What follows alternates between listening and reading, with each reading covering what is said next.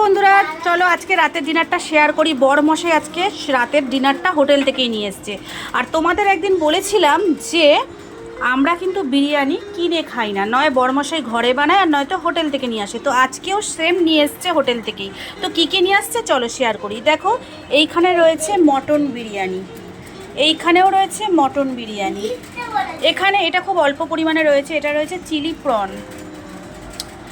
আচ্ছা, এইখানে রয়েছে এটাও প্রন, দেখো কি বড় বড় চিংড়িগুলো, দেখেছো কি বড় বড়। আচ্ছা, এইখানে রয়েছে কালি ডাল, আর এইখানে এক প্যাকেটে রয়েছে রুমালি রুটি, এখানে এক প্যাকেটে রয়েছে রুমালি রুটি।